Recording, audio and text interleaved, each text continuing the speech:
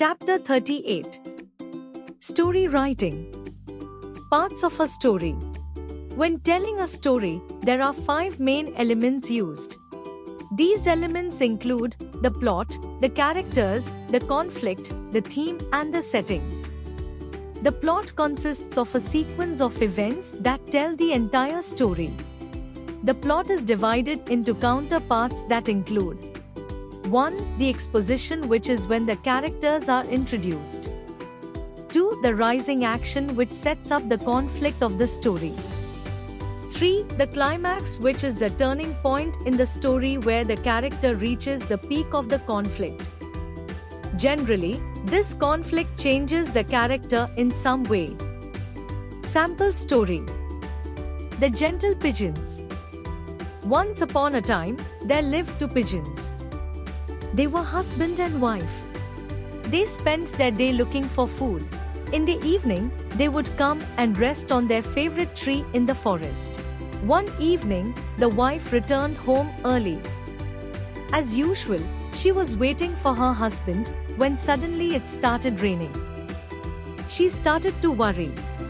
"Where are you, my dear? You never get so late," she whispered to herself. Just then she saw a bird catcher coming towards her. In a cage, he had a pigeon. It was her husband. "Oh no, what shall I do now? I wish I could help my husband," she said. She desperately tried to distract the bird catcher by flapping her wings, but all in vain.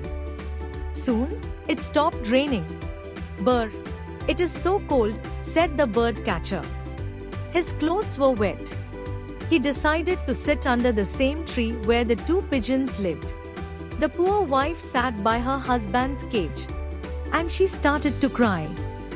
The husband said, "Do not feel sad, dear. We now have a guest. This man is shivering and hungry. He needs your help." Hearing this, the wife flew around getting dry twigs. She made a fire for the bird catcher. Then she looked at the bird catcher and said, "You are our guest.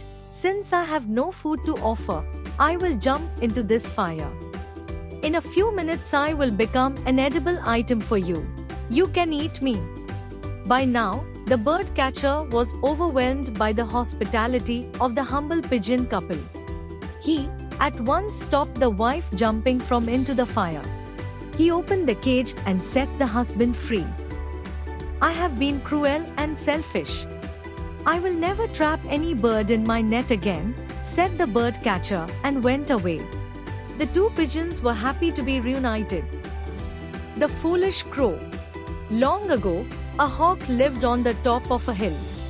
At the foot of the hill there was a banyan tree on which a crow used to perch every day. The crow was very foolish. He would imitate everyone. The hawk atop the hill would fly down every day in search of food. The crow watched the hawk circling in the air for long hours and swooping down when he saw his prey. The hawk, gifted with eyes that could see long distances, would spot his prey from the hilltop and then fly down to pounce upon the prey.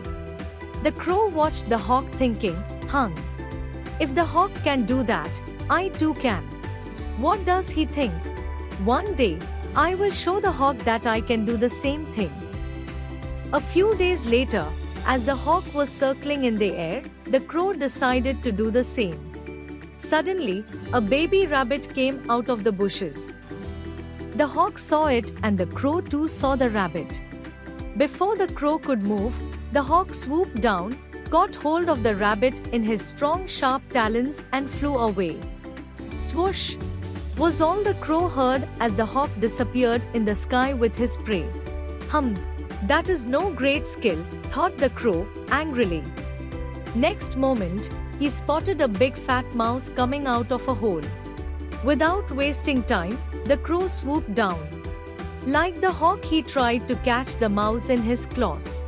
But the mouse saw the crow and moved away. The crow crashed against the hill. "Iya!" cried the crow in pain. Just then the hawk came flying down. "I hope now you know it is not easy to hunt and it is not easy to imitate either," said the hawk, and flew away. Thereafter, the crow never imitated anyone in its life. It lived happily with its God-gifted abilities.